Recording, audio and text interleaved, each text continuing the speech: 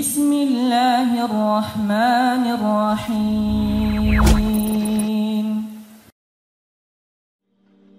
Seputar keajaiban malam Lailatul Qadar. Kita tahu bahwa Ramadan ini terbagi menjadi 3. Ada 10 awal, ada 10 tengah, dan ada 10 akhir.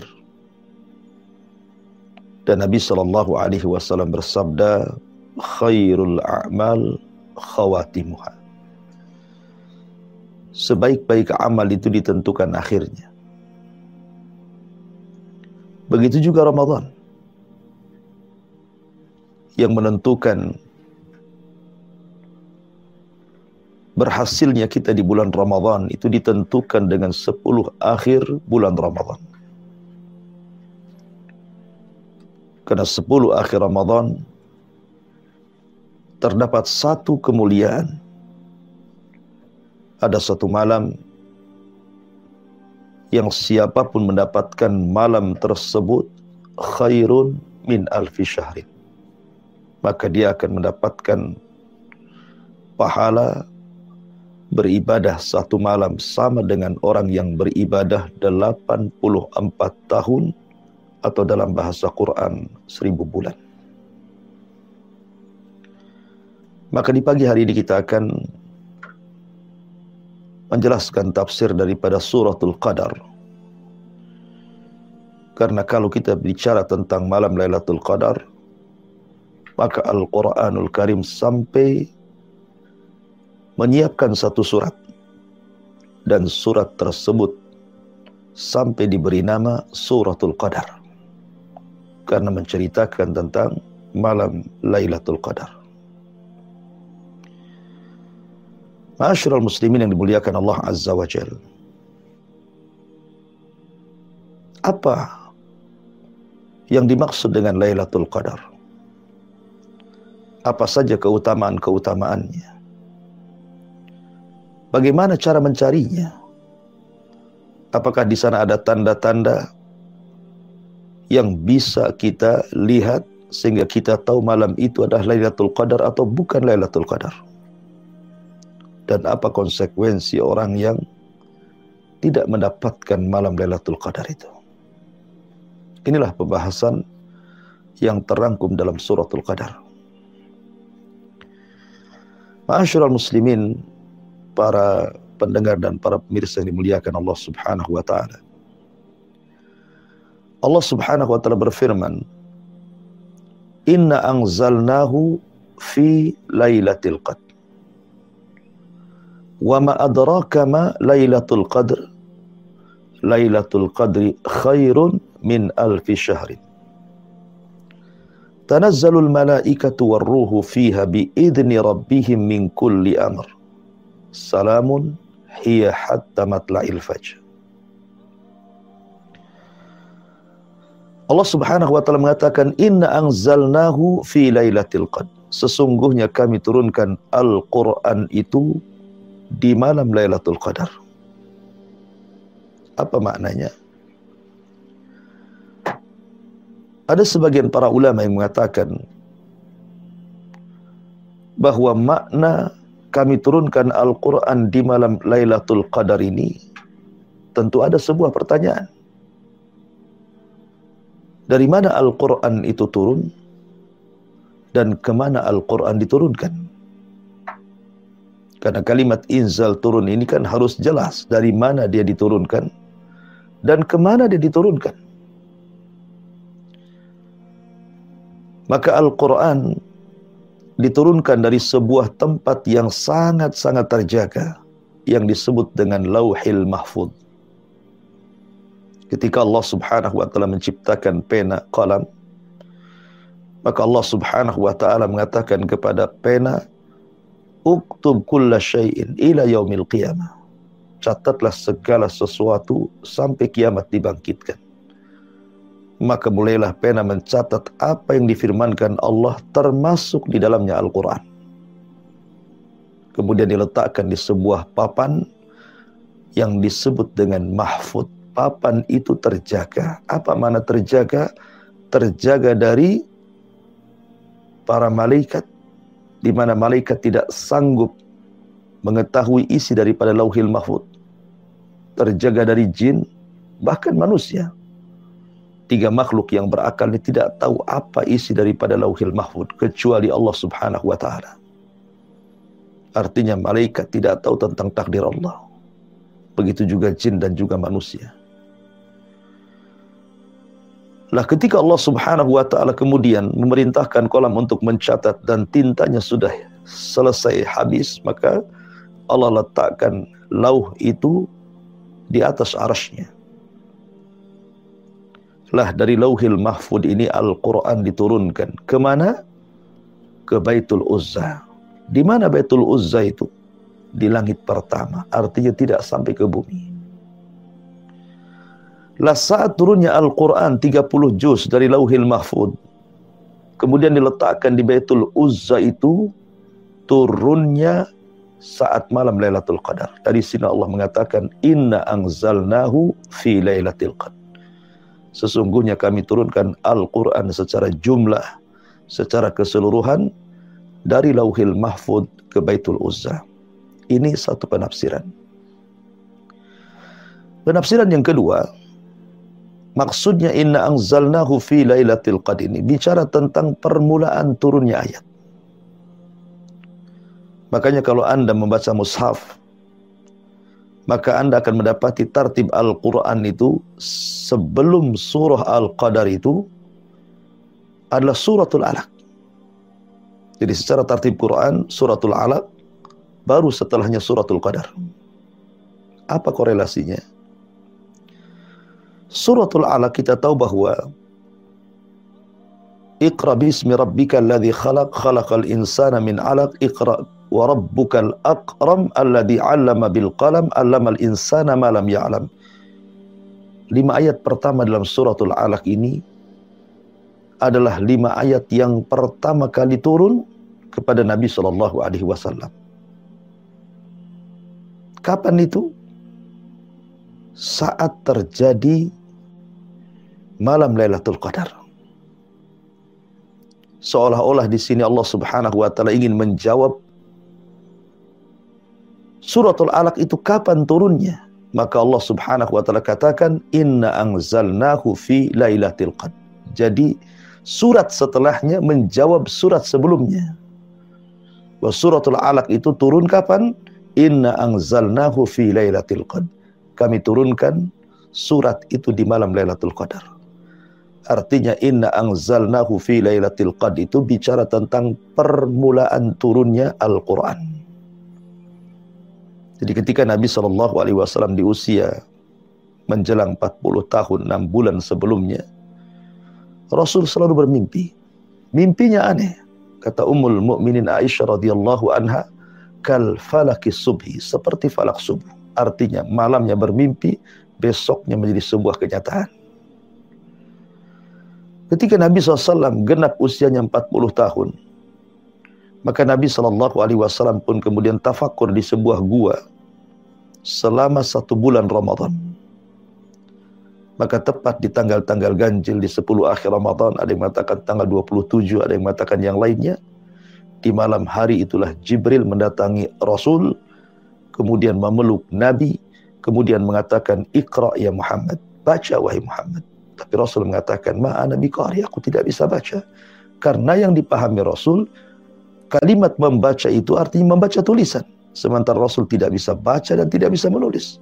Makanya Rasul mengatakan aku tidak bisa baca. Sampai 3 kali Jibril mengatakan Iqra, 3 kali pula Rasul mengatakan saya tidak bisa baca.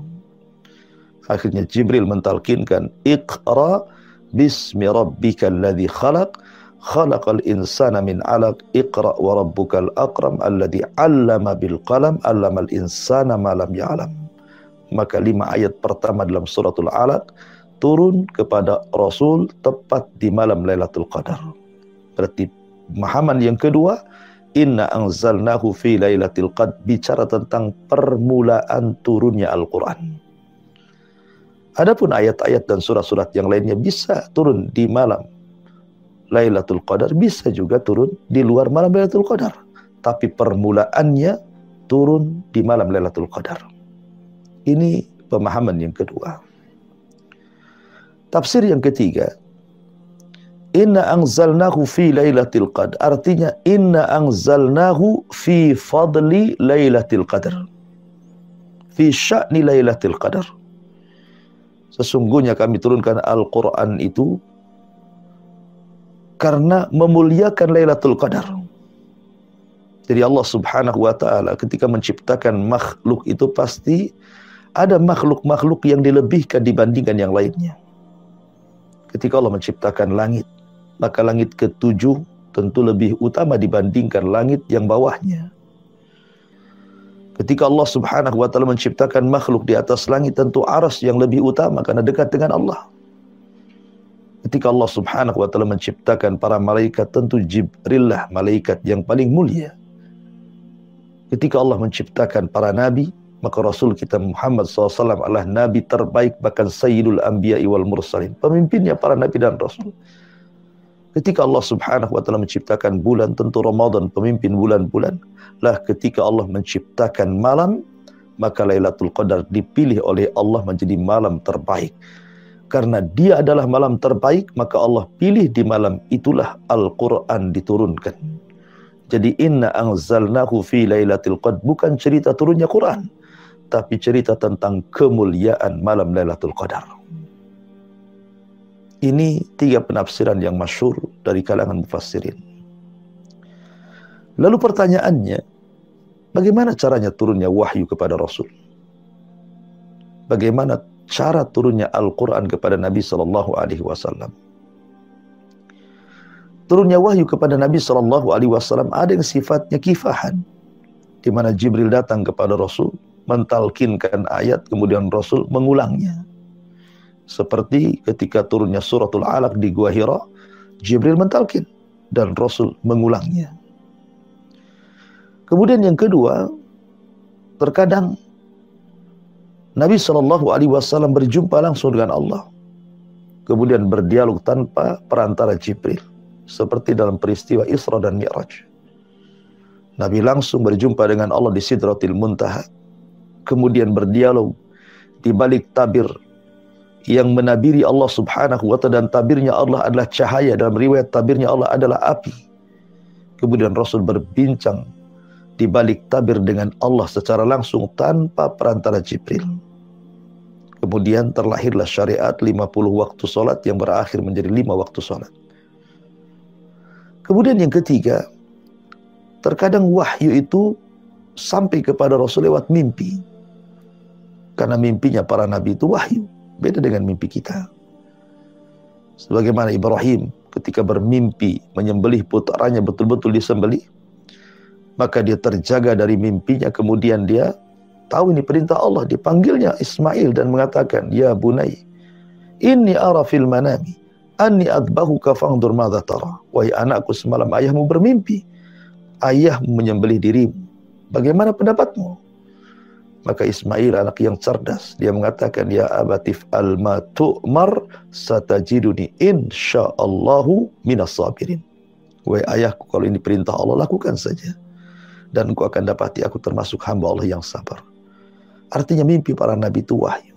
Jadi thariqah yang ketiga, turunnya wahyu itu dengan cara mimpi.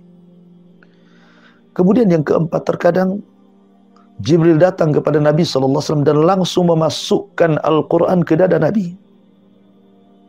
Tiba-tiba Rasul sudah hafal saja.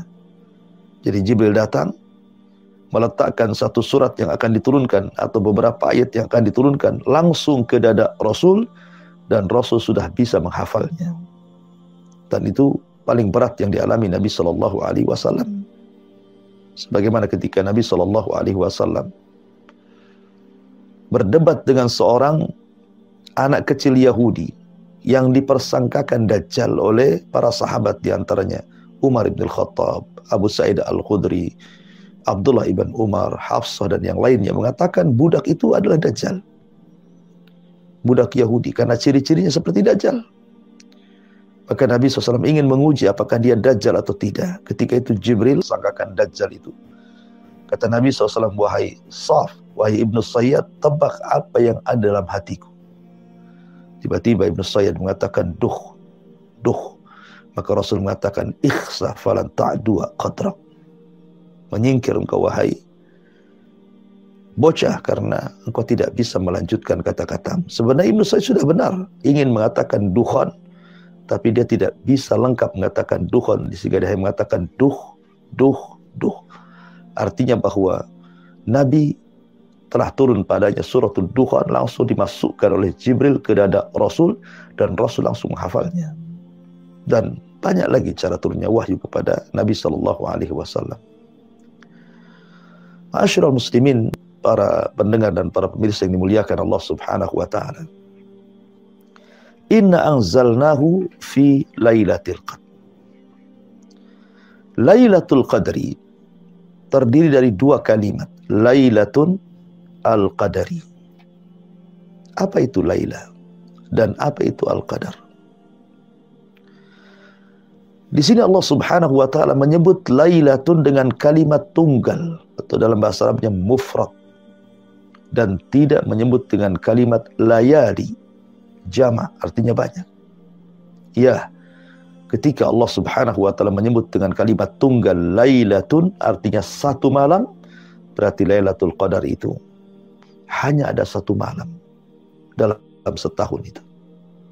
Karena Allah tidak mengatakan layali, malam-malam, tapi menggunakan tunggal mufrad, artinya Lailatul Qadar itu hanya terjadi dalam satu malam saja, dan itu dalam setahun hanya satu malam.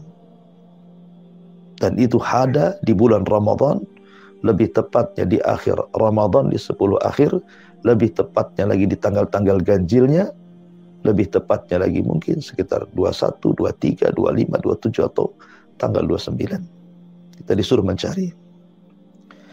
Tetapi menjadi khilaf para ulama, apakah Lailatul Qadar itu masih ada sampai sekarang ataukah tidak ada? Ada yang mengatakan, sebagian para ulama, bahwa Lailatul Qadar itu ketika disebutkan malam turunnya Al-Quran, seolah-olah malam itu dikaitkan dengan sebuah peristiwa, dan Al-Quran turun di malam itu, karena seolah-olah ketika Allah mengatakan inna anzalnahu fi lailatul qadr, turunnya Al-Quran itu di malam Lailatul Qadar, kemudian dikaitkan dengan peristiwa turunnya Al-Quran, maknanya Quran itu sudah turun dan hari ini tidak turun lagi. Berarti Lailatul Qadar sudah berlalu, tidak ada Lailatul Qadar lagi. Kemudian pendapat yang kedua, Lailatul Qadar itu terulang, akan tetapi diangkat oleh Allah Subhanahu wa taala.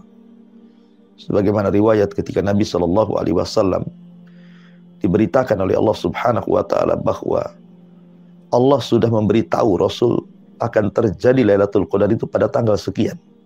Senanglah Nabi, karena Rasul bisa menentukan tanggal Lailatul Qadar, dan itu atas pemberitahuan Allah Subhanahu wa taala.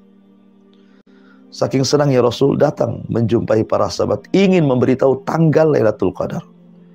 Tiba-tiba di tengah jalan ada dua sahabat ini sedang bertengkar. Suaranya meninggi, bahkan di atas suara Nabi. Padahal Allah Subhanahu wa taala melarang, la tarfa'u aswatakum fawqa sautin Nabi. Janganlah kalian angkat suara kalian di atas suara nabinya. Sahabat ini makin bertengkar. Maka datang Nabi SAW, maksudnya mau memberitahu malam Lailatul Qadar berapa tanggalnya, tapi karena sibuk mendamaikan, Rasul pun dilupakan. Ketika dilupakan itulah, maka dalam riwayat farufi'at, maka Lailatul Qadar diangkat oleh Allah Subhanahu wa taala. Awalnya terulang, tapi kemudian diangkat. Kemudian pendapat yang ketiga, Lailatul Qadar itu tidak diangkat dan akan terulang setiap tahunnya, setiap bulan Ramadan. Dan ini pendapat yang kuat yang terakhir. Mari kita debatkan antara tiga pendapat ini. Bagi pendapat yang pertama, kalau Lailatul Qadar itu hanya terjadi satu malam dan tidak akan terulang sampai kiamat, maka begitu juga dengan puasa. Harusnya Ramadan itu hanya terjadi di zaman Nabi saja. Kenapa terulang sampai sekarang? Setiap tahun kita berpuasa Ramadan. Ketika puasa terulang, Lailatul Qadar pun juga terulang. Adapun kemudian terulang kemudian terangkat. Kalimat terangkat ini ada dua makna. Maksudnya terangkat, diangkat Lailatul Qadarnya, atau angkat soal pengetahuan kapan Lailatul Qadarnya. Karena kalimat rufiat diangkat ini ada dua makna. Apakah yang diangkat itu Lailatul Qadarnya, ataukah pengetahuan tentang Lailatul Qadarnya? Tanggal berapanya tidak tahu. Dan dalam kaidah idza tatarraqal ihtimal batalal istidlal. Kalau seandainya sebuah makna itu kemudian bercanggah satu dengan yang lainnya, batalah sebuah hujah. Apalagi kemudian terbantahkan dengan sabda Nabi SAW, iltamisuha fi ashril awakhir min Ramadan. Carilah Lailatul Qadar itu di 10 malam akhir Ramadan. Ketika Rasul mengatakan cari, berarti bendanya ada. Kalau bendanya tidak ada, tidak mungkin Rasul mengatakan cari. Ketika Rasul mengatakan carilah, artinya bendanya ada. Kemudian Rasul menentukan di 10 akhir Ramadan, tepatnya di tanggal-tanggal ganjil. Artinya Lailatul Qadar itu akan terus terulang setiap tahunnya, dan itu hanya terjadi dalam satu malam. Dan malam itu ada di bulan Ramadan. Taib. Lailatul Al-Qadari. Apa makna qadar di sini?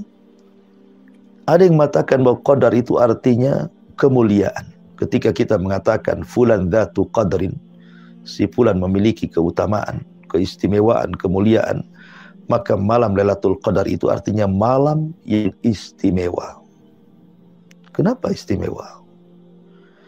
Pertama, karena malam itu Allah yang pilih untuk menurunkan kalamnya, untuk menurunkan wahyu Allah kepada Rasulnya.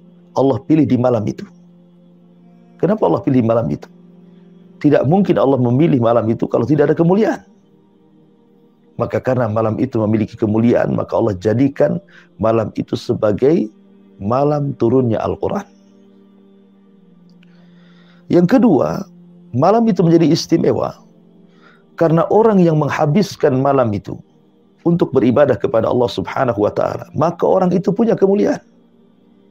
Mulia di hadapan Allah Subhanahu wa ta'ala. Makanya Allah Subhanahu wa ta'ala kemudian menjelaskan dalam ayat selanjutnya, Lailatul Qadrin khairun min alfi syahrin. Sampai-sampai mulianya malam itu, orang yang beribadah satu malam itu saja bisa dilipat gandakan seolah-olah dia beribadah 1000 bulan. Dan ini keistimewaan luar biasa. Ini makna yang pertama. Makna yang kedua, Qadrin itu artinya Lailatul Qadri. Qadri itu artinya at-tadyik. Berarti Lailatul Tadyik. Apa tadyik itu? Tadyik itu artinya sempit. Malam yang sempit. Kenapa malam itu sempit? Maka lihat ayat setelahnya. Tanazzalul malaikatu warruhu fiha. Karena di malam itu para malaikat turun, memenuhi bumi. Tidak ada satu tempat di bumi, lautannya, daratannya, hutannya, bukitnya, gunungnya, lembahnya, padang pasirnya, kecuali ada malaikat di situ. Saking banyaknya sehingga menyempitkan bumi.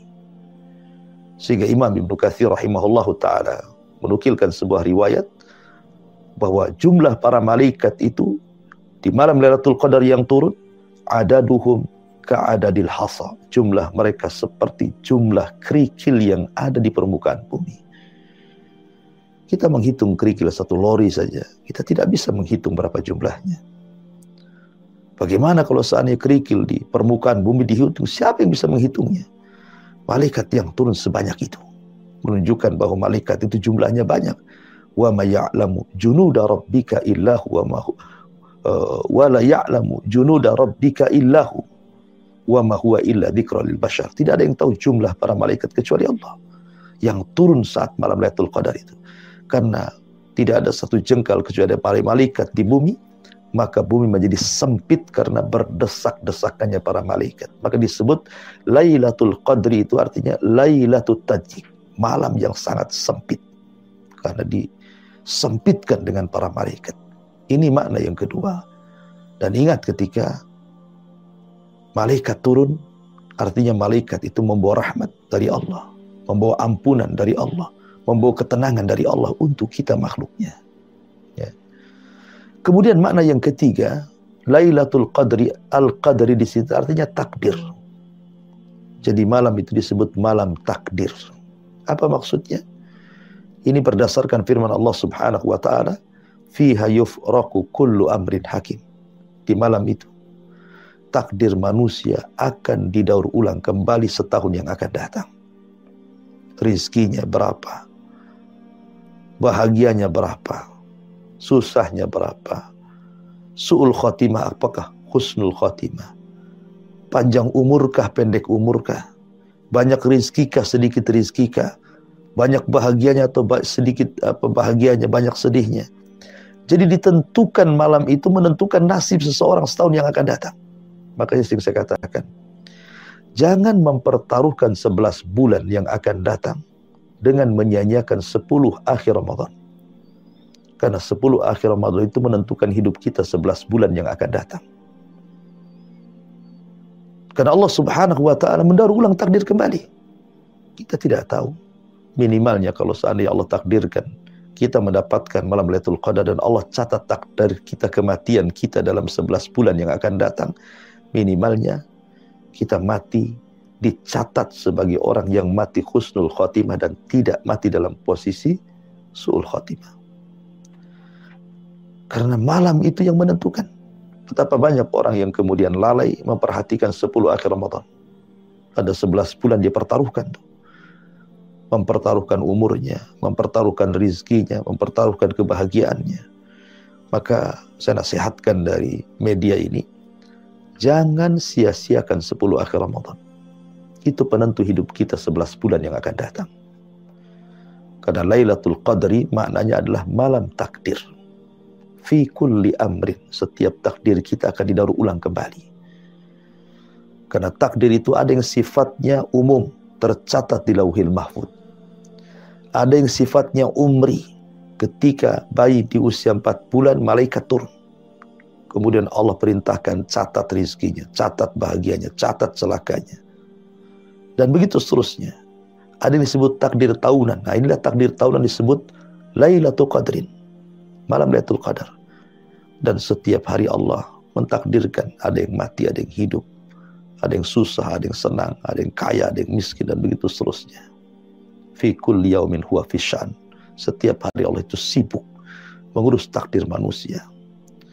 Ma'asyiral muslimin, para pendengar dan para pemirsa yang dimuliakan Allah Subhanahu wa taala. Itulah makna Lailatul Qadar. Lalu apa khususiahnya? Khususan malam Lailatul Qadar itu apa sebenarnya? Istimewanya apa? Kenapa kita disuruh mencari Lailatul Qadar? Yang pertama, Lailatul Qadar itu adalah malam di mana Allah Subhanahu wa taala akan memberikan ampunan kepada kita. Kalau boleh saya jabarkan sedikit. Di bulan Ramadan itu ada 3 ampunan yang Allah tawarkan kepada kita. Pertama, puasa. Tapi tidak semua orang bisa berpuasa. Ketika Nabi mengatakan man shama ramadanan imanan wahtisaban ghufira lahu ma taqaddama min dambi. Barang siapa yang berpuasa di bulan Ramadan, yakin akan perintah, mengharap pahalanya, Allah akan ampuni dosa-dosanya. Tapi apakah semua orang bisa berpuasa? Tidak. Ada orang-orang tua tidak sanggup berpuasa. Ada orang-orang sakit yang ditakdirkan dia sakit parah dan tidak diharap kesembuhannya, dokter mengatakan tidak boleh puasa. Berarti ampunan ini hanya berlaku kepada orang-orang yang berpuasa. Lalu bagaimana nasib yang tidak berpuasa? Apakah mereka di bulan Ramadan tidak ada ampunan? Maka Allah Subhanahu wa taala dengan rahmat kasih sayangnya lewat lisan Rasul ada alternatif yang kedua. Kalau Anda tidak bisa puasa karena Anda sudah sepuh, sudah tua, atau Anda sakit parah, ada kesempatan yang kedua. Bagaimana caranya? Qiyamul lail, salat tarawih. Sebagaimana sabda Nabi SAW, "Man qama Ramadanan imanan wahtisaban, ghufira lahu ma taqaddama min dhanbi." Barang siapa yang salat tarawih penuh dengan iman, akan perintah, penuh dengan harapan akan pahala, maka Allah akan ampuni dosa-dosanya. Apakah semua orang bisa tarawih? Ternyata tidak juga. Ada orang-orang yang tidak bisa tarawih. Orang-orang tua, orang-orang yang stroke, orang-orang yang sudah pikun, mereka tidak bisa tarawih. Sudah tidak bisa puasa, tidak bisa tarawih. Lewatlah 2 ampunan. Lalu bagaimana nasib mereka? Ketika orang-orang yang berpuasa diampuni dosa-dosanya, ketika orang-orang yang tarawih diampuni dosa-dosanya, bagaimana pula dengan orang tua yang sakit dan begitu seterusnya? Kalau begitu dia tidak dapat ampunan di bulan Ramadan, sementara Ramadan itu syahrul maghfirah, bulan ampunan. Maka ada yang ketiga, dan ini pasti bisa dilakukan semua orang. Mau yang muda, mau yang tua, mau anak-anak, mau yang sakit, mau yang sudah sepuh, semua bisa. Apa itu? Menghidupkan malam Lailatul Qadar. Karena menghidupkan malam Lailatul Qadar tidak mesti tarawih. Bagi Anda yang tidak bisa tarawih, Anda bisa baca Quran, Anda bisa berzikir, dan semua orang bisa melakukannya. Mau orang tua, mau orang sakit juga bisa. Yang penting jangan tidur. Malam itu dihidupkan untuk ibadah. Sebagaimana Nabi SAW mengatakan, man qama lailata qadrin imanan wahtisaban ghufira lahu ma taqaddama min dhanbi. 3 hadis ini terdapat dalam Sahih ini, dalam Sahih Bukhari. Barang siapa yang menegakkan malam Lailatul Qadar, artinya menghidupkan malam itu dengan ibadah, penuh iman akan perintahnya, penuh harap akan pahalanya, maka Allah akan ampuni dosa-dosanya. Bagi Anda yang tidak bisa mencari ampunan lewat puasa, bisa lewat tarawih. Bagi Anda yang tidak bisa mencari ampunan lewat tarawih, lewat menghidupkan malam Lailatul Qadar. Anda terbaring, yang penting Anda tidak tidur, Anda bisa berzikir. Anda sakit, tidak bisa ke masjid, Anda bisa baca mushaf di tempat pembaringan Anda. Jadi tidak ada alasan di bulan Ramadan itu Anda tidak bisa mencari ampunan, karena ada 3 alternatif. Tidak bisa yang ini, yang itu. Dan itu menunjukkan rahmat Allah Subhanahu wa Ta'ala. Ya. Ma'asyiral muslimin yang dimuliakan Allah Subhanahu wa Ta'ala, Lailatul Qadri khairu min alfi syahrin. Malam Lailatul Qadar itu jauh lebih baik dibandingkan 1000 bulan. Maka khususnya yang kedua, bahwa selain daripada malam Lailatul Qadar itu malam ampunan, yang kedua, malam Lailatul Qadar itu malam dilipat gandakannya pahala kita. Dilipat gandakan pahala kita. Bagaimana tidak? Kalau seandainya Anda di malam Lailatul Qadar itu membaca 1 surat saja dalam Al-Quran, anggaplah Anda baca surah Al-Fatihah. Seolah-olah Anda membaca surah Al-Fatihah setiap hari selama 1000 bulan. Anda bisa kalikan. 114 huruf dikali 10 pahala, dikali 1000 bulan. Itu baca surah Al-Fatihah. Ada sedekah 10.000. Berarti kalau 10.000 kita kalikan 84 tahun.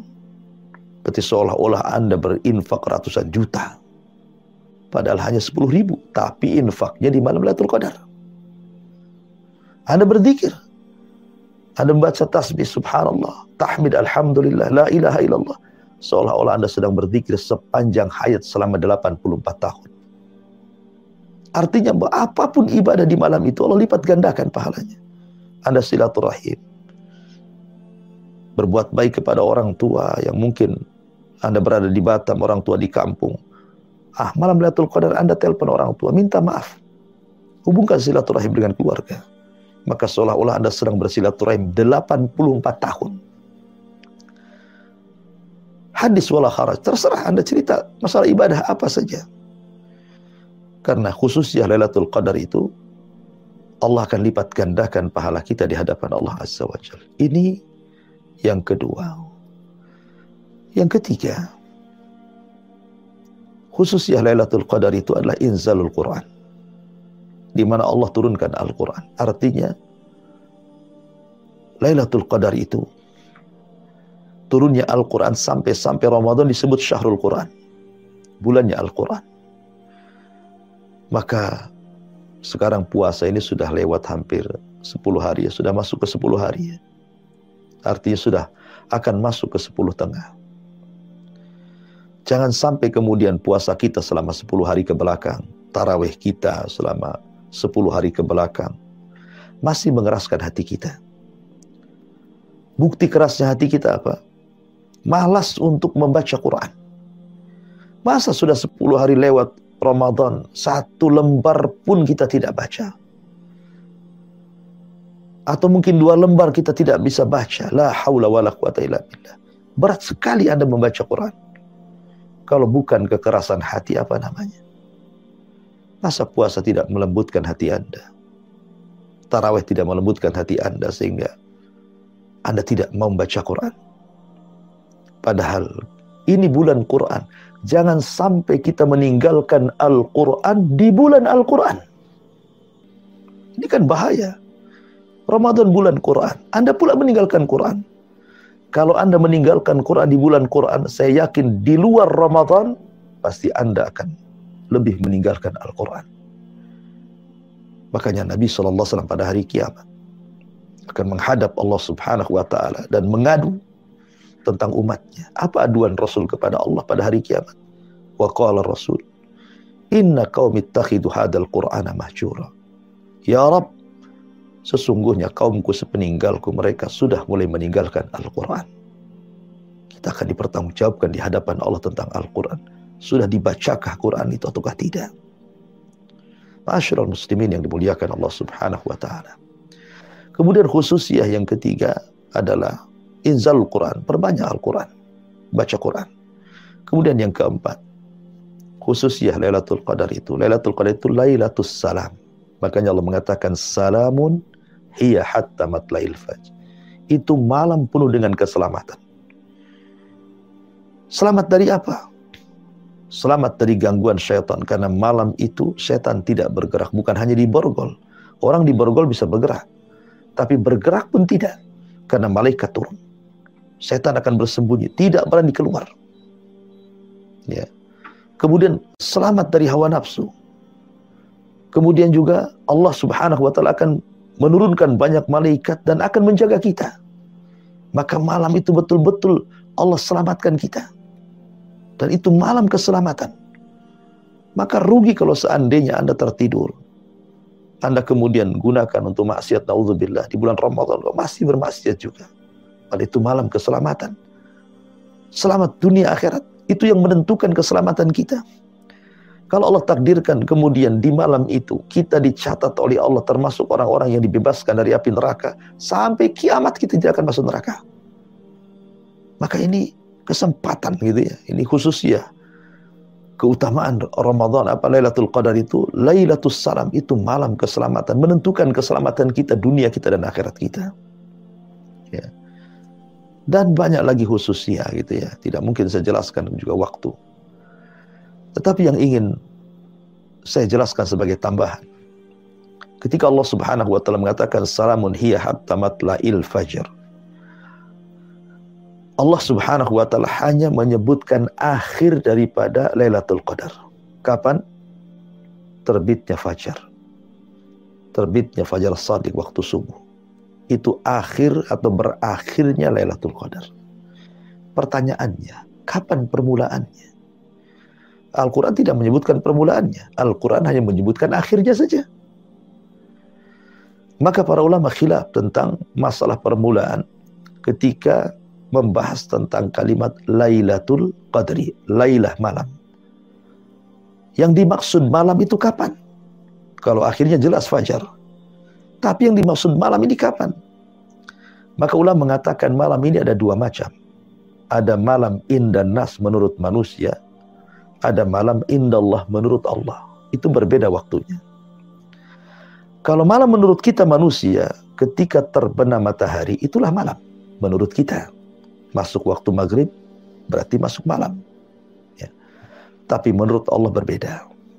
Karena ada hadis Nabi SAW mengatakan, yata'aqabuna fikumul malaika, malaikatul laili wa malaikatul nahar. Wa yajtami'una fi salatil fajri wa salatil asri. Allah mengutus para malaikat untuk mencatat yang baik-baik dari hamba-hambanya. Ada yang diberikan tugas sip malam dan ada yang diberikan tugas sip siang, dan ketemunya di 2 salat. Pertama salat fajar, yang kedua salat asar. Artinya ketika malaikat siang hendak bertugas mencatat kebaikan hamba, maka dia turun ketika manusia sedang salat fajar. Kemudian mencatat kebaikan siang itu sampai asar. Kemudian dia naik ke langit untuk melaporkan catatannya. Di waktu yang sama malaikat malam turun ketika manusia sedang salat asar. Maka ketika dua malaikat menghadap Allah, Allah katakan, "Mada taraktum ibadi?" Sedang apa kau tinggalkan hamba-hambaku? Maka malaikat-malaikat ini mengatakan, "Atainahum wahum yusallun wa taraknahum wahum yusallun." Kami datang mereka sedang salat, kami tinggalkan mereka sedang salat. Artinya, kami datang mereka sedang salat asar, kami tinggalkan mereka sedang salat fajar. Menurut malaikat malam. Menurut malaikat siang, kami datang mereka sedang salat fajar, dan kami tinggalkan mereka sedang salat asar. Dari sini menunjukkan bahwa malam menurut Allah itu ditentukan di waktu asar, bukan di waktu maghrib. Berarti kalau Lailatul Qadar itu maksudnya malam, menurut manusia berarti dimulai maghrib sampai fajar. Tapi kalau malam menurut Allah, maka Lailatul Qadar itu dimulai dari waktu asar dan diakhiri waktu fajar. Wallahu a'lam. Ya. Tapi kalau kita ingin mengambil ikhtiyat keselamatan, maka mulailah Lailatul Qadar itu di waktu asar. Makanya orang-orang yang iktikaf di 10 akhir Ramadan disunahkan masuk di waktu asar dan keluar nanti di waktu fajar ketika Idul Fitri. Ini menunjukkan bahwa Lailatul Qadar itu dimulai di waktu asar dan diakhiri waktu fajar. Artinya setelah asar kita sedekah. Berarti kalau kita bersedekah, sedekah kita akan dilipat gandakan menjadi seolah-olah kita sedang bersedekah 84 tahun atau 1000 bulan. Lepas asar saja kita silaturahim. Karena silaturahim kita dianggap seolah-olah kita setiap hari silaturahim selama 1000 bulan. Setelah asar saja kita ambil mushaf, kita baca Quran. Jadi mulailah kita aktivitas ibadah di 10 akhir Ramadan itu dimulai dari asar. Mudah-mudahan 10 akhir yang kita hidupkan itu, satu di antara 10 itu kita bertepatan dengan Lailatul Qadar. Dan saya pastikan dengan tidak ada keraguan, bagi Anda yang menghidupkan 10 malam akhir dan tidak ada yang Anda tinggalkan, dipastikan Anda mendapatkan Lailatul Qadar. Tapi kalau seandainya kita memilih-milih tanggal, karena masalahnya penentuan Ramadan itu ada dua hal. Pertama, melihat ru'yatul hilal, melihat bulan. Kalau terlihat tanggal 29 Sya'ban, berarti tanggal 30-nya 1 Ramadan. Tapi kalau tidak terlihat, digenapkan, berarti Sya'bannya 30 hari, baru tanggal 1-nya Ramadan. Dan itu terjadi di zaman para sahabat. Ya, ketika antara penduduk Syam dengan penduduk Madinah berbeda penentuannya. Penduduk Syam melihat hilal, makanya dia berpuasa di hari Jumat. Penduduk Madinah tidak melihat hilal, makanya berpuasa di hari Sabtu. Sehingga karena ada dua penentuan inilah, kita tidak bisa memastikan hari ini ganjil ataukah hari ini genap. Bagi kita ini ganjil, bagi mereka yang berbeda ini genap. Bagi mereka ganjil, bagi kita pula genap. Sehingga selamatnya hidupkan 10 malam. Supaya kita mendapatkan Lailatul Qadar. Apalagi Nabi SAW digambarkan oleh Aisyah radhiyallahu anha, kana Nabi sallallahu alaihi wasallam idza dakhala al-ashra. Ingat, Nabi SAW apabila masuk di 10 akhir Ramadan, Rasul mengambil 3 aktivitas. 1, syadda mi'zarahu, dia kencangkan sarungnya. Maknanya dia tidak mendekati satu pun istrinya. Padahal istri dia 11, tapi tidak didekati sama sekali. Kemudian yang kedua, kenapa tidak dekati? Supaya fokus dengan ibadah dan tidak tersibukkan dengan perkara-perkara rumah tangganya. Yang kedua, ahya lailatahu. Rasul menghidupkan malam itu. Kalau 10 awal Ramadan, 10 tengah Ramadan, terkadang Rasul tidur. Terkadang Rasul bangun. Terkadang Rasul sholat, terkadang Rasul tidur. Artinya antara sholat dan tidur. Tapi kalau 10 akhir Ramadan, Rasul tidak pernah tidur. 10 harinya Rasul tidak pernah tidur. Mulai dari Isya sampai subuh. Dan diganti tidurnya di siang hari, tidur kailulah. Makanya Anda yang ingin mendapatkan Lailatul Qadar, ambil tidur di siang hari supaya bisa terjaga di malam hari. Kemudian yang ketiga, wa aiqadha ahla. beliau membangunkan keluarganya. Makanya saya nasihatkan bagi Anda yang punya istri, jangan bebankan istri Anda di 10 akhir Ramadan dengan kegiatan yang biasa dia lakukan di aktivitas sehari-hari. Ya nyuci, ya ngepel, ya masak, ya macam-macam. Apalagi kemudian di zaman sekarang 10 akhir Ramadan itu ibu-ibu justru buat kue nggak jelas gitu ya untuk Idul Fitri. Harusnya Anda sebagai kepala rumah tangga ajak istri Anda, jangan bebani mereka, supaya malamnya Anda dan istri Anda serta anak-anak Anda itu bisa mendapatkan malam Lailatul Qadar, sehingga mendapatkan kebaikan sama-sama. Berdasarkan firman Allah Subhanahu wa taala, "Qu anfusakum wa ahlikum nara." Jaga diri kalian dan keluarga kalian dari api neraka. Jangan pula Anda masuk surga, Anda jerumuskan istri ke neraka. Ya, maka nasihat saya bagi para suami, jangan bebankan istri. Ayo sudah, selama 10 hari jangan disibukkan dengan perkara-perkara rutinitas dia, supaya dia bisa sehat, bisa tidak kecapean di malam hari. Jangan Anda khusyuk, istri pula ngantuk. Artinya supaya Anda dan istri Anda sama-sama bisa menghidupkan malam itu dengan ibadah kepada Allah Subhanahu wa taala, sehingga sama-sama bisa meraih malam Lailatul Qadar. Wallahu alam, ini antara keajaiban Lailatul Qadar. Saya kembalikan kepada moderator. Falyatafaddal mashkura.